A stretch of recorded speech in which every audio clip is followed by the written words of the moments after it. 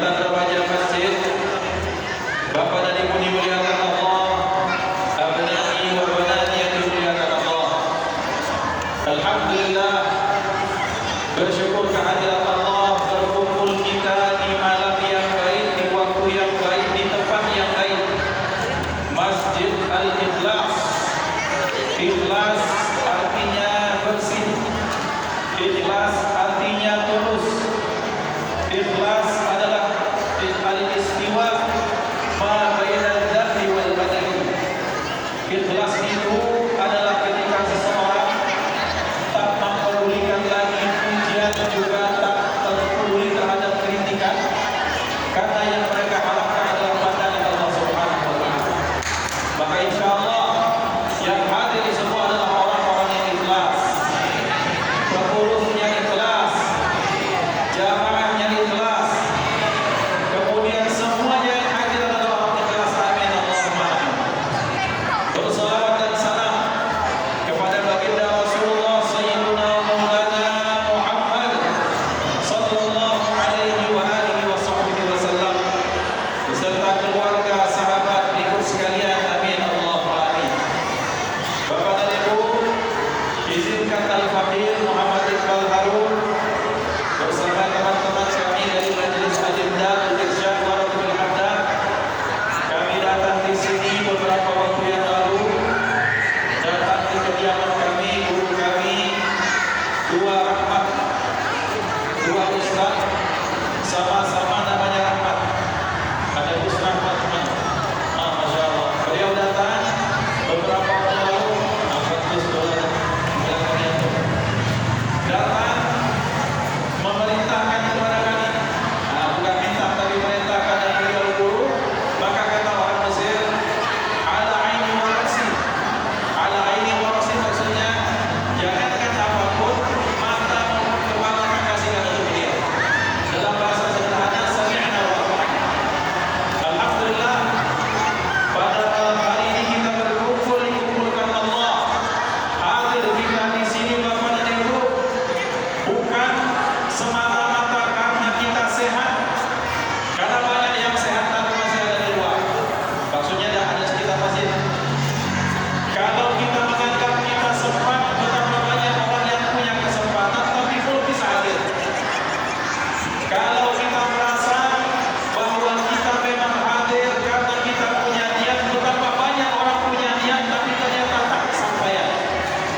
Maka kita ambil kesimpulan, hadirnya kita di sini karena memang Allah yang pilihkan kita untuk hadir. Alhamdulillah. Maka berarti disitulah makna kalimat la haula wa la quwwata illa billah, bahwa tiada daya, tiada upaya untuk melakukan kebaikan, untuk meninggalkan kemaksiatan, semata-mata karena izin Allah Subhanahu wa taala.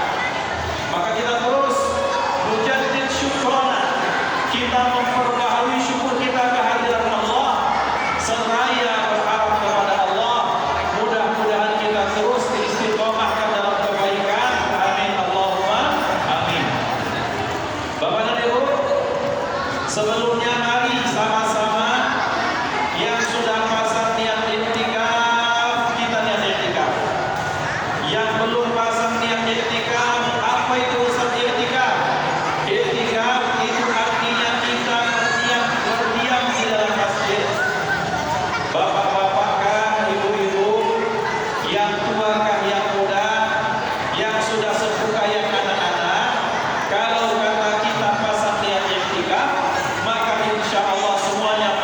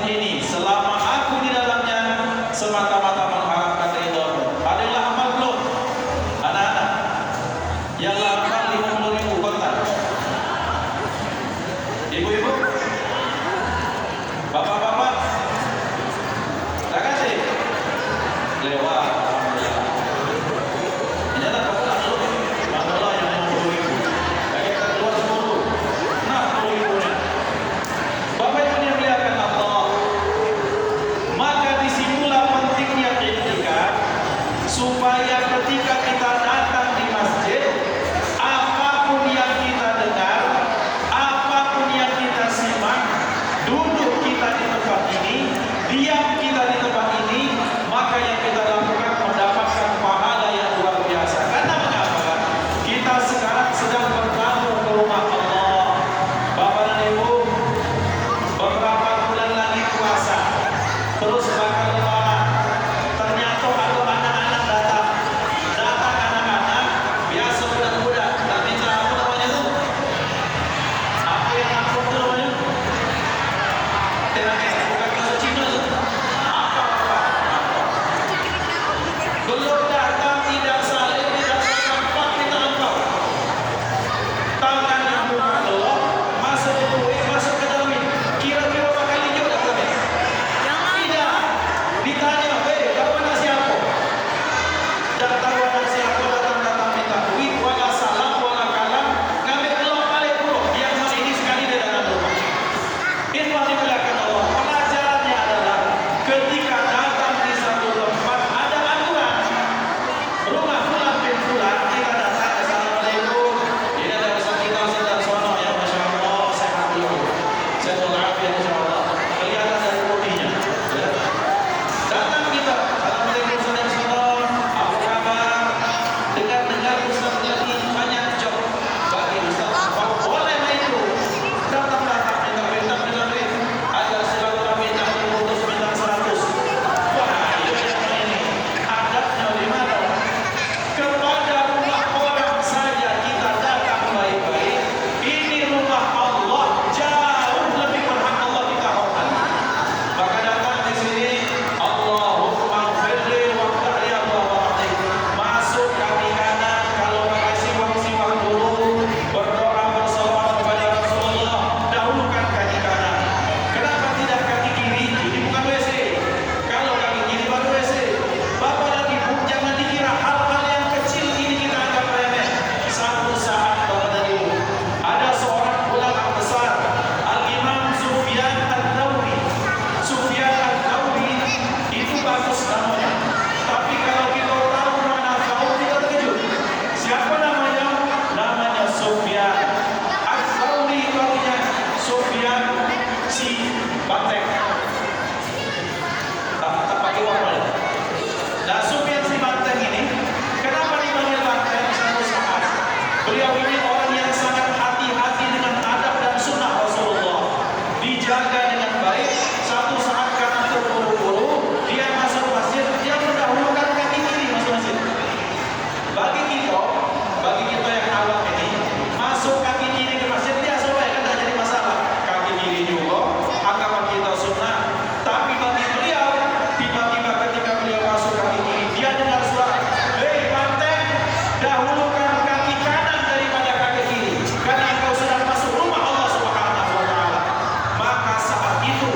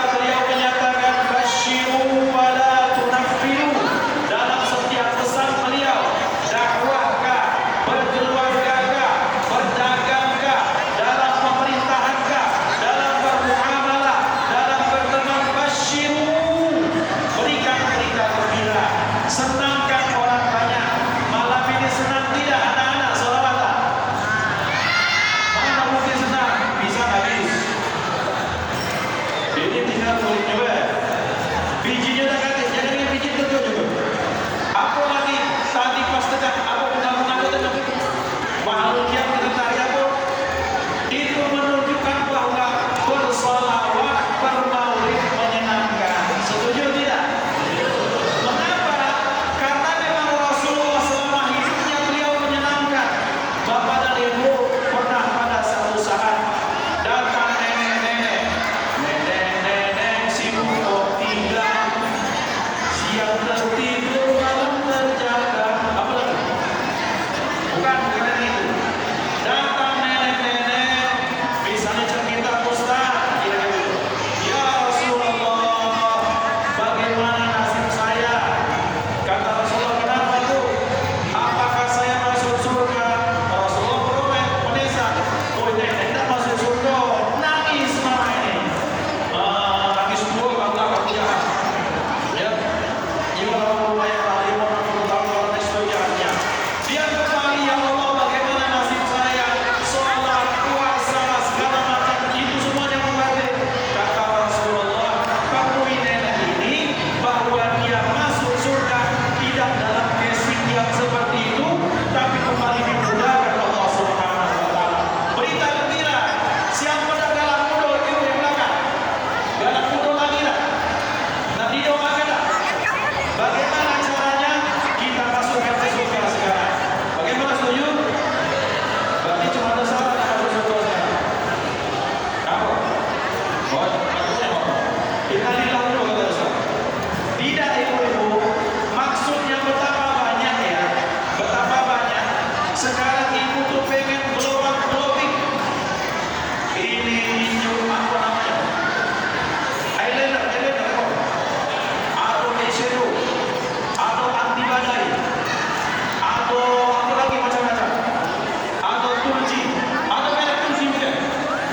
Pernah dengar tak? Apa arti turji? Tak dengar ibu, turji. Terjatuh biji ini. Bahaya orang.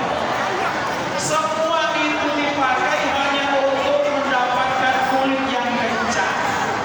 Padahal tuh, kalau ada orang kulit kencang kalau 50 tahun percuma baik. Excelnya telah banyak yang laus, olinya telah banyak kering. Nah, bagaimana supaya kita menjadi pribadi yang mudah di depan Allah? Banyak-banyak kenal wudhu, banyak-banyak istighfar, banyak-banyak salat, maka insya Allah akan dapat spiritual glowing. Apa bahasanya? Dapat inner beauty dari dalam. Senyumnya tulus, senyumnya ikhlas. Sebagaimana Rasulullah, Rasul kalau senyum itu berarti karena apa? Memang karena hati beliau baik. Bapak Ibu dimuliakan Allah, maka berkah maulid yang pertama adalah kita akan mendapatkan rasa bahagia bahwa kita berharap anak-anak ini yang hadir 10-20 tahun lagi mereka akan mengingat bahwa mengingat Rasulullah bermaulid itu hati akan menjadi senang. Bahwa mengingat Rasulullah, kalau maulid itu Nabi itu orang yang bikin kita kenyang. Kalau diingat Rasulullah, bahwa kita ingat Rasulullah orang yang banyak jasa kehidupan dalam kehidupan kita. Maka berarti ketika kita bermaulid, kita mengajarkan kepada anak kita cinta kepada baginda Nabi Muhammad sallallahu alaihi wa alihi wa sahbihi wasallam. Yang kedua, kenapa kita bermaulid? Kita bermaulid karena membalas jasa Rasulullah sallallahu alaihi wasallam yang telah banyak memberikan jasa dalam kehidupan kita. Bapak dan Ibu, Rasulullah itu jasanya luar biasa. Bagaimana tidak berjasa? Bahwa kita bisa tahu yang hak dan yang batil gara-gara Rasulullah. Kita tahu yang halal dan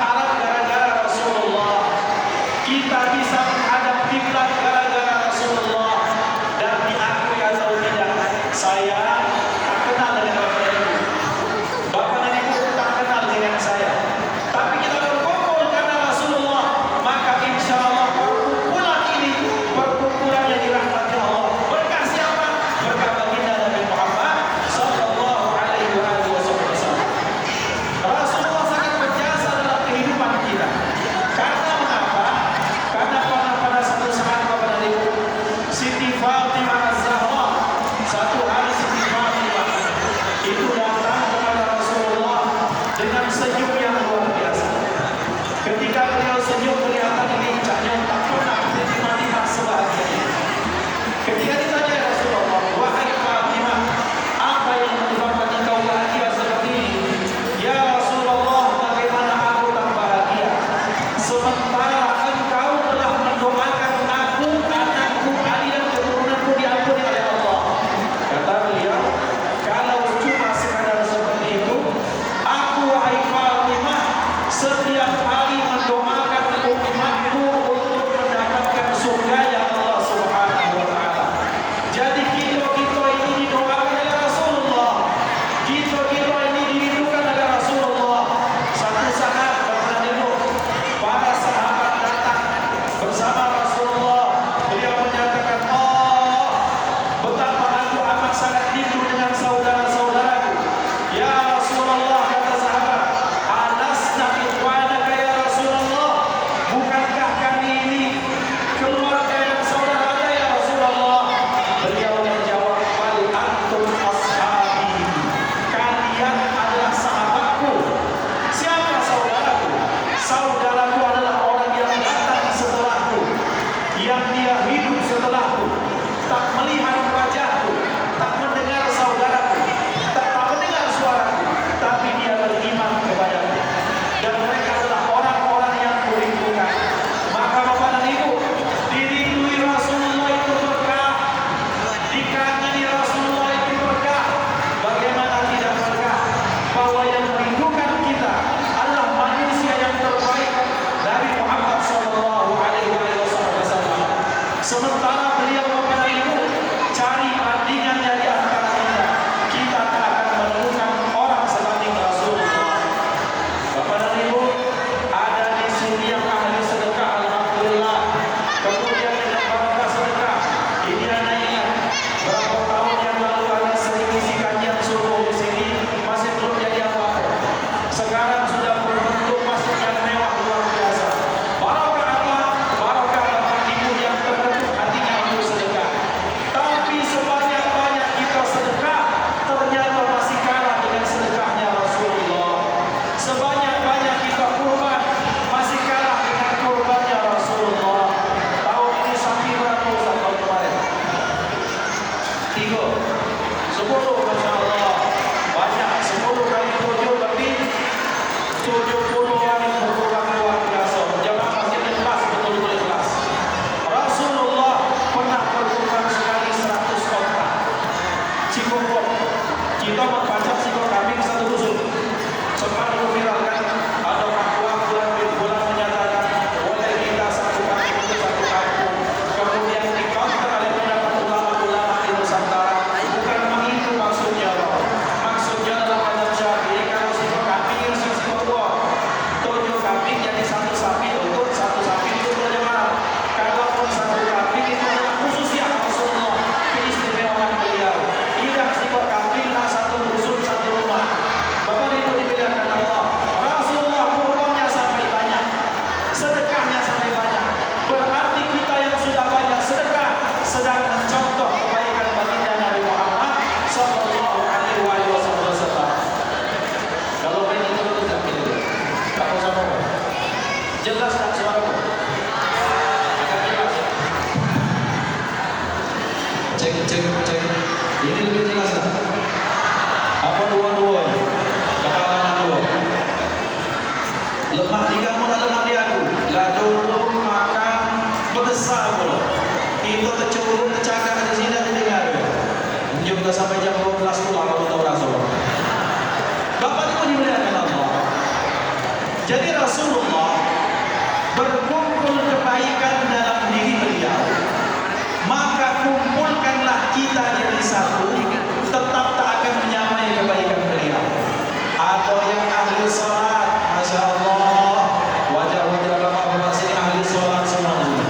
Ahli salat, salat witir, salat duha, salat subuh digabung jadi satu. Masya Allah, luar biasa. Alhamdulillah. Bapak Ibu dimuliakan Allah, berkumpul orang ahli salat, ada yang salatnya sehari 20 rakaat, ada yang sehari yang sunnah juga, ada yang sehari 30 rakaat.